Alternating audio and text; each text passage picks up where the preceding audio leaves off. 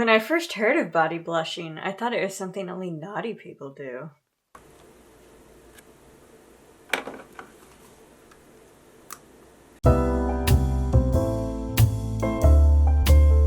NieR Automata has an almost frustrating commitment to the humanity of its android characters. I love artificial human characters. Their stories often have a sadness to them as they always fall short of being human despite being made in their image. And honing in on androids in particular, I love seeing how different kinds of stories utilize their robot-ness. In Cashin Sins, the world is dying and is mostly inhabited by robots. There are some humans, but not many left because the world is dying. Additionally, these robots seem pretty self-sufficient. The few instances where the robot-ness does come out is in Leda's arc, where she is frustrated at not being able to fulfill the purpose that she was built for, and also with the ruin, which causes the robots to crumble. But otherwise, they function very much like humans. Pluto amps up the robot-ness by bringing us to a world where robots have recently been given rights. Robot characters are keenly aware of how important it is to act like humans, doing things like pretending to eat and taking pictures on vacation because that's what humans do. There's also robot hate groups, robot crimes, and one of the story's principal issues revolves around AI and a robot's capacity to feel hatred. But to me, the crown jewel of robot stories is Chobits. Chobits touches on things in a way that I haven't quite seen another series do. And the story is more based in emotion than science or action, but I think that in a topic like this, there needs to be room for that as well. Chobits takes place in the early 2000s, and the characters are not actually robots, but humanoid computers who lack autonomy and are subject to technological limitations. And the story primarily explores positive and negative relationships between Persicoms and their owners. For instance, Shimizu's husband forgets about her because being with a Persicom woman is more fun than being with a real woman. Meanwhile, Minoru, who dealt with the grief of losing his sister by creating a Persicom replica of her, in time grows to realize that she will never be his sister, and he can never replace his sister, but instead she has become someone new, who he loves as an individual. There's a lot about Persicoms being objects, gaining value through their relationship with humans. For instance, Hideki knows that if something terrible were to happen to Chi, he could have those memories erased, and it would be like that had never happened to her. But he still doesn't want something terrible to happen to Chi because he cares about her and he would remember. By being loved, an object comes to life in the eyes of the one who loves it. And more important than anything else, there are wires. What pushes the boundary between organic and inorganic human better than wires? Returning to NieR Automata, there are no wires. And a thought I've been entertaining lately is that NieR Automata is not a great robot story, but that's because the NieR games are more so about humanity. If what makes Chobits great is the presence of humans, then what makes NieR Automata great is their absence. Androids were built to love and serve a thing that no longer exists. And though the Yorhai androids are made to salute in a way that reminds them they are not human, and are told to deny their emotions, they are incredibly human. It is tragic how human they are, and instead of being able to live happily on the earth left behind by their creators, they are instead saddled by a fruitless mission that views them as disposable. This is subtly and cleverly communicated through the androids' bodies. Like, think about it. These are robot super soldiers living in the future. They could have machine gun arms, they could be 12 feet tall, they could have wires, but they don't. In fact, NieR says in the anime very proudly that androids do not modify their bodies, which is implied to be something that makes them better. 2B's battle heels are not built into her feet. She's wearing boots. NieR does not fire lasers from his eyes to do his hacking. The pod projects it for him. And early on, I assumed that when they enter the flight unit, like their consciousness is transferred into the flight unit and becomes their body. Like they step in, their body is encased and goes limp, and then they control the flight unit. This is the way that the battle bots work in Pluto. But that's not the case. They actually sit in a little seat at the bottom and presumably with a joystick control the flyer. And as a lover of robots and cool cross-technological compatibility, there's a scene in the anime that like kind of made me go crazy. It's the part where NieR hacks remotely into a machine so that he can help 2B. And they cut back to him in the bunker and he's wearing a VR headset. I was like, they put a VR headset on a robot. But all of this is not a failing of the story to make the robots cooler. It's a deliberate decision. The Yorha androids are meant to be as human as possible. 2B even has a mole. She was built with a blemish that was made to have her appear more human. It adds to the cruelty and it adds to the tragedy. And it made me think of ways that the robot body, the roboti, if you will, can be used to tell a story. So this video is about me customizing my Dollfie Dreams bodies. I want to talk about plainly what I did and how I did it, but I set all of this up because I also wanted to talk about the things in the characters and the things in the stories that justified what it is that I did, and I think that's an interesting thing to talk about. So let's go!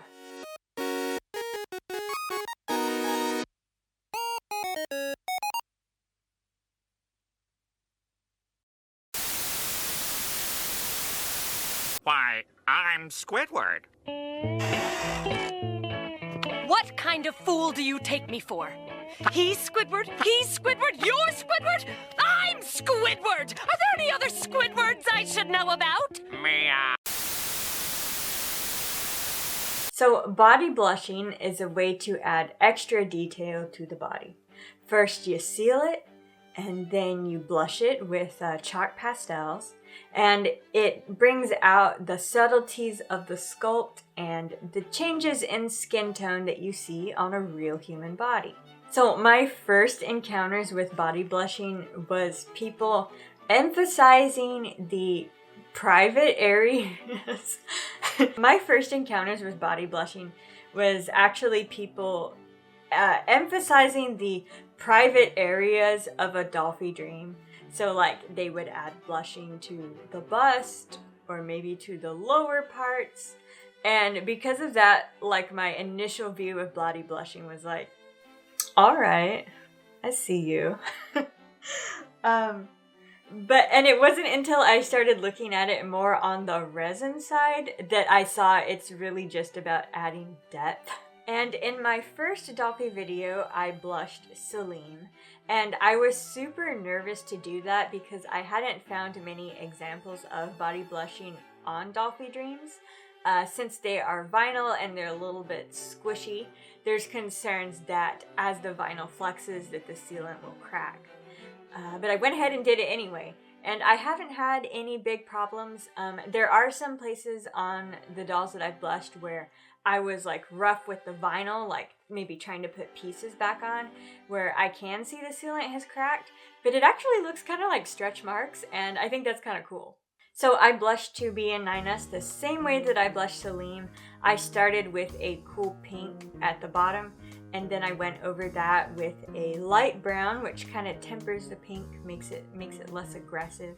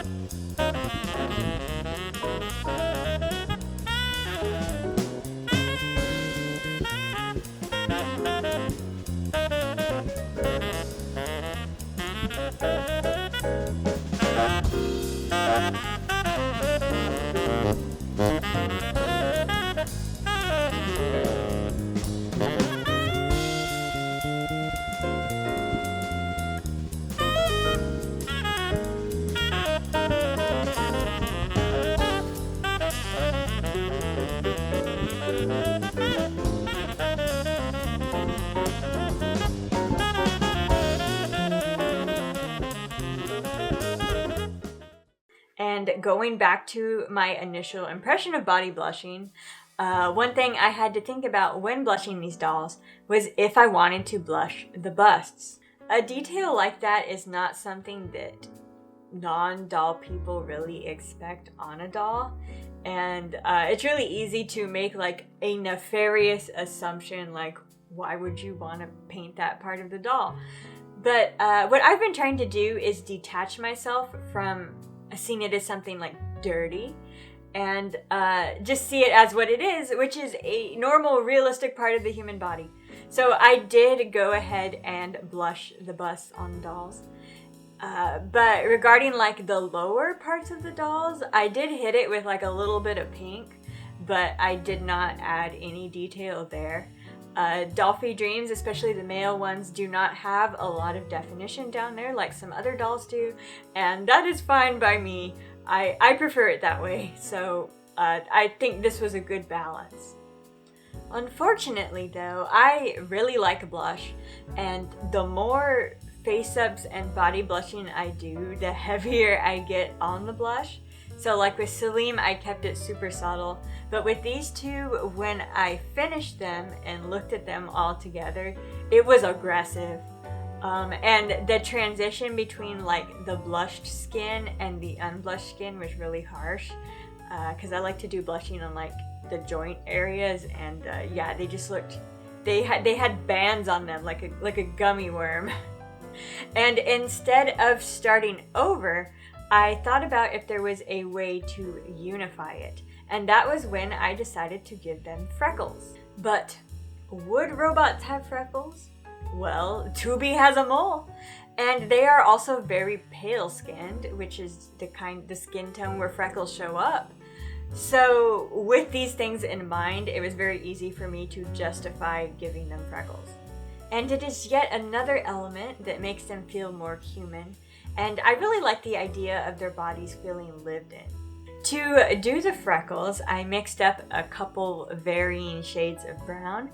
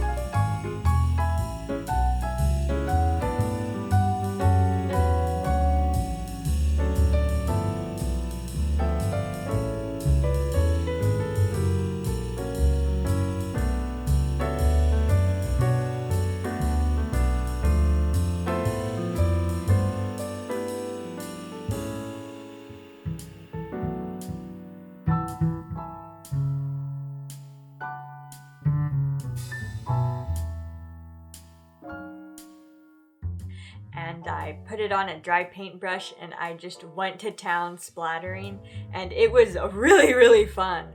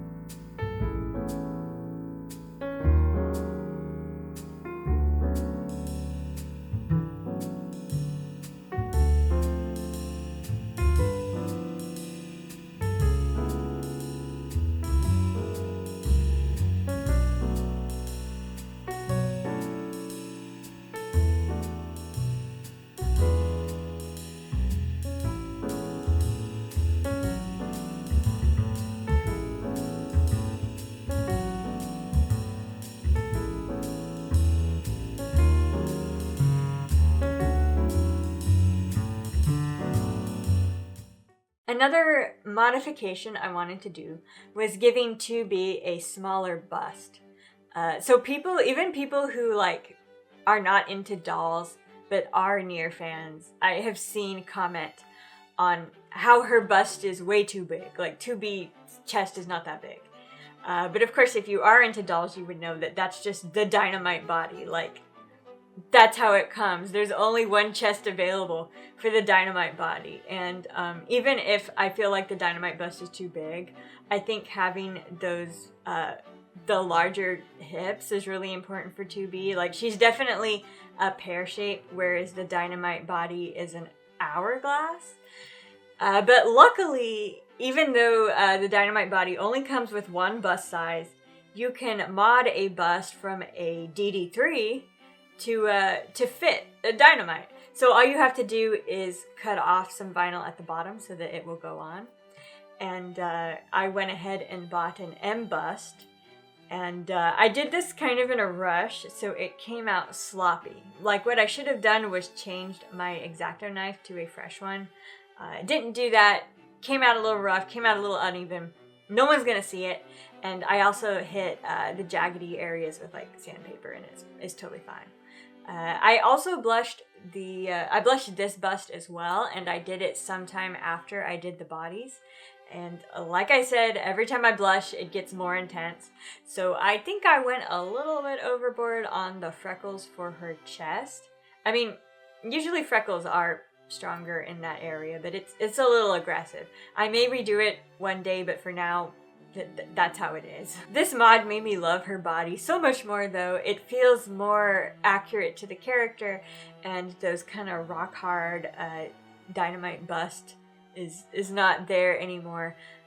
She can't wear the new bust with her default outfit, though, because it was built for the Dynamite bust, but any other outfit that she's wearing, I put the M bust on her.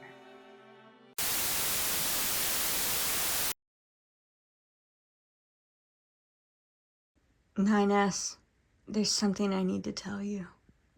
Having you by my side, it means the world to me. If I didn't have you, I would have no reason to wake up, no reason to keep living. Every moment that I'm without you is a moment that I wish I was with you. And the way that you climb that ladder, I wish you would climb me. 2B, I feel the same way. Being partnered with you is my greatest joy in life. 9S. What is it, 2B? What made you think it was appropriate to say that to me? Back when I had my very first Dollfie Dream, who I was too young and too broke to spoil, I really wanted her to have a manicure. And you can buy manicured hands, but they are a little bit pricey. And I also did not have the skill at the time to do it myself. So of course I had to do it for these two. I did 9S first before I even planned to get 2B. And for him, I wanted to do something natural.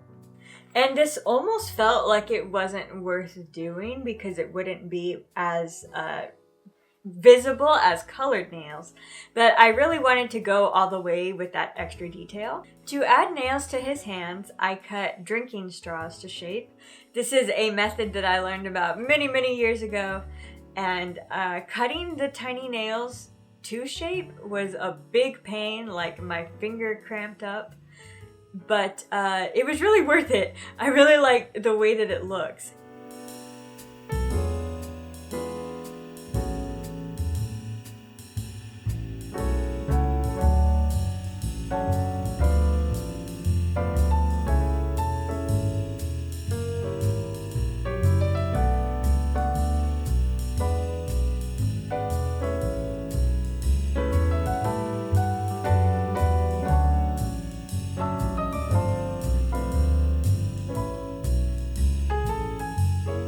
And to add detail to those nails, I used watered down acrylic and gloss.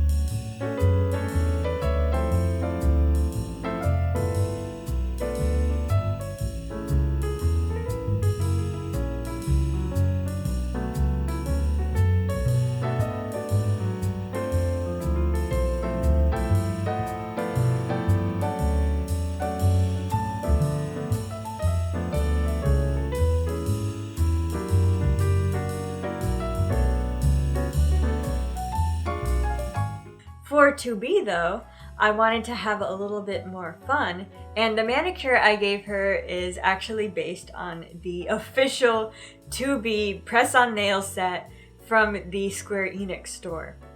I'm not the best at painting tiny details, so I couldn't do it perfect justice, but that the design was a little bit abstract helped me, and I think it's really cute. And I really like that I have that little reference. So in the end, these nails are not perfect.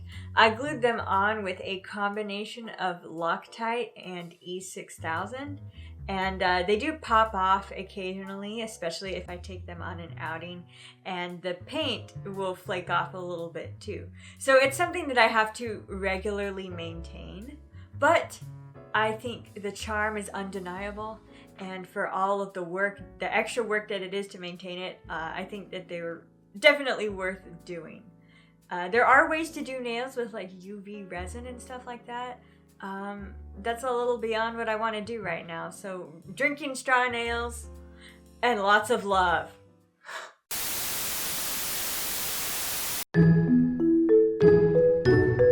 Scanners usually work alone, but I've been assigned a new partner, 2B. I better go introduce myself. Pardon the intrusion, ma'am. Oh, you're my new partner, aren't you? Yes, sorry for barging in on you here in your room, but since we haven't properly met, I thought I'd come say hi. My name is Nine... Is that me? But 2B and I have only just met. I'm confident of it. How could she have in her room... 9S, is something wrong? No, of course not. Anyway, our mission starts later today, so I'll see you at the meetup point. I know what I saw, but my eyes must be deceiving me. 2B's a stranger to me. We've only just been assigned as partners now. There's no way that statue could have been of me. I must be seeing things again. Anyway, whenever she comes, I'm sure I'll forget all about it. 9S, I'm sorry I was late. Oh, 2B, it's no problem at all. The missions from Command have been much more complicated lately, so I've had to carry more supplies with me. That's why I grabbed my bag. Yes, having a bag is really important. I agree completely. I'm glad you think that. Now let's begin our mission. I'll grab the file.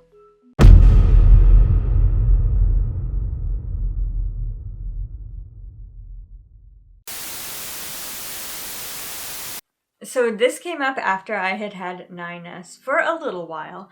I started to think about ways that I could make him my own. Just subtle ways to make him like different from other 9S dolls, but still identifiable as my 9S doll. And what I stumbled on was earrings. So like, I really dig 9S's choker. I think that putting a choker on a man is so inspired, and that's something that I want to see more of. I was also visually inspired by Robin from Fire Emblem, his hero's Grandmaster legendary art. I don't keep up with Fire Emblem anymore, but Robin is still my boy, so I do pay attention to his artwork. And I actually don't love this artwork. I think he looks a little bit scraggly. But what I did love is that they added a choker and earrings to his design. Like, he doesn't have those normally, but the artist made this decision, and I support it. I also thought from a story perspective that having earrings suits 9S. I talked about in my initial 9S video how I wanted to dress him kind of alternative. The reason being that he's kind of the person who like questions authority or like the status quo. And in that same avenue, I felt like having a lot of piercings would work with that. I have realized that I might have an outdated vision of piercings, especially ear piercings. Like, growing up, I thought that having more than one piercing on your ear was like the coolest, most like rebellious thing ever. And now, like, several of the softest people I know have those. But just so you know, like, where that exists in my head, where I was coming from, that's where it is. Also, in the game, you can find earrings, like, as items that you can just sell them for money.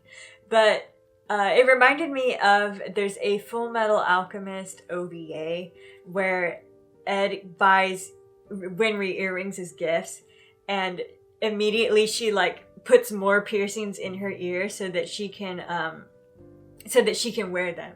And she's like, I'll make however many holes as I need, you know, to wear these earrings that you've given me. And I thought that was really sweet. So that made me think of like 2B finding these earrings and then just like giving them to 9S, and he's like, oh my gosh, and like keeps giving himself piercings. I thought that would be kind of cute. And then I also thought it would be sad because like if you think about it, they're on their journey and 9S's ears fill up with all these little piercings because that's like the gift that 2B gave him. And then when they have to reset him and he forgets everything, 2B meets him again and his ears are empty. And it's like, you know, those earrings like represented their memories, and now those memories are gone. And it's like, like, you know, like what I said, how the body can be used to tell a story. So to put the earrings on 9S, actually I did this twice. So the first time I got the magnetic earrings from Kit and Kat. They make all kinds of like magnetic jewelry, and the reason I did that is because it would be non-permanent. Like I wasn't sure at first how much I wanted to commit to this, so I went with the non-permanent option. And in hindsight, I actually liked these studs better than the ones that I'm using now because they don't stick out quite as much. And the only reason that I switched them is because I lost them. I didn't quite realize how the earrings work, and I forgot to buy the magnet that holds them on. So I just stuck them on with like poster putty, and that worked for a long time. And then one day I was outside taking pictures with him. The sun heated up the poster putty, and his earrings were gone. And I was like so devastated when that happened that was when I realized I should just go ahead and commit. That was when I realized I should just go ahead and commit to giving him glued on earrings and even more earrings. So for the second go around, I went on the internet and I looked up pictures of like piercings to kind of see what's in the piercing world. It's kind of funny because like piercings are not something that I really want for myself. I think they look cool on other people, but the thought of it to me, it's kind of like, ooh. So yeah, I didn't know a lot about piercings. I looked up all the different kinds that there are, and I planned what I wanted. And then I went to the craft store, and in the like jewelry making section, I guess that's what it would be, they had all these tiny little pieces, and I picked the ones that I thought would work.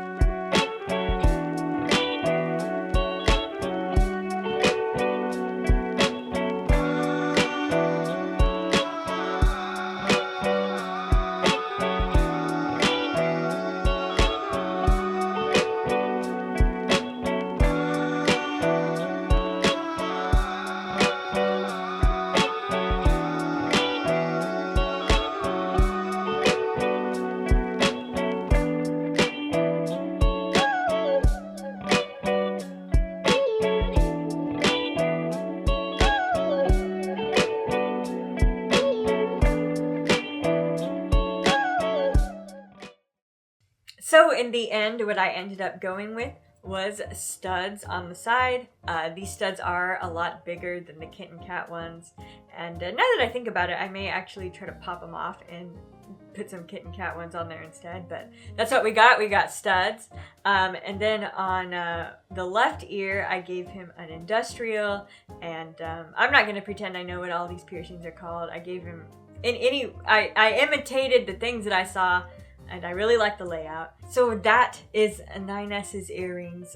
That's like one of my favorite things about my NieR doll is I think they look really cool. It works with like my maximalist-ness. I realized that being a maximalist, I think, is part of what pushed me to just like fill his ears with stuff. It kind of the same thing with the freckles too. Like I just like how many things there are on the body. And I also love, like what I mentioned, the story elements where I feel like NieR could feasibly have a bunch of piercings. Regarding 2B, the same reason that I added earrings to NieR is the same reason I did not add earrings to 2B. Is that 2B isn't really the type to question anything. She always follows orders, and like following up on the idea that piercings are like rebellious, I didn't give 2B any. I have considered giving her like just 2 little pearls, which I think would be cute, but I also like the idea of her just having no earrings at all. So at the moment, 2B does not have earrings. But earrings is not where the jewelry stops. The last thing that I did was I gave them rings. I had seen a couple of dolls before that had rings, and when I realized like the couple potential for it, I had to do it. It was really hard to figure out how I wanted to do rings since the doll's fingers are so very tiny. But I asked around on a Discord server that I'm in, and I got some good advice. So for NieR, what I did was, it's a jump ring. Opened it up a little bit, closed it back up on his hand. I've had absolutely no problems with it. I used silver for him. I used silver for both of them because I feel like they're silver people. And then for 2B, I used a mini brad, and I glued a little rhinestone on it so that she could have like a little jewel. I did want it to be like a white rhinestone so it could be like a diamond, but I didn't have any in my stash. And some other time, I'll give her a diamond ring. And I think that does it. So customizing these doll bodies was optional, entirely optional, but I'm really, really glad that I did it. I think it adds to making the dolls my own. I want my dolls to feel like incredibly custom, and I want it to be clear that my dolls are incredibly loved. And I think that that is apparent. And all of the extra things that I do for them, it's like, you know, it's very fun to do these things. And like, to be honest, I prefer doing these things to doing face-ups. Face-ups are something that I thought had like great potential. I thought I might really enjoy, but I have realized I don't really like to do face-ups at all. And doing the blushing on the bodies and making the little jewelry, it's a lot like making cosplay props. Like, it's a lot like weathering. I'm obsessed with weathering things. So, yeah, I really enjoyed this aspect of customizing the dolls. And yeah, like, this is something that I would for sure do for other dolls. I think every doll that I have now needs to have some kind of loving, personalized touch like that. So I guess that brings everything to a close. Have you heard of body blushing? Is body blushing something that you pursue for your dolls, or does it feel like unnecessary? Does it feel like something extra that you have to maintain? What do you think about the ways that a doll's body or a robot's body can tell a story? That's definitely like one of my favorite things that definitely one of my favorite things to think about while making this video. And do you think, now that you've watched this video, that you might look more into body blushing? Or are your doll's bodies blushed? And do you have similar stories behind the reason for that? Let me know in the comments. Don't forget to like and subscribe. I'm also on social media. My doll videos are actually very behind on all of the projects that I have. So if you want like a spoilery sneak peek, you can follow me on any of my other accounts. As we all know, the algorithm is being rough on everyone. So Yeah. All right. Thank you for watching.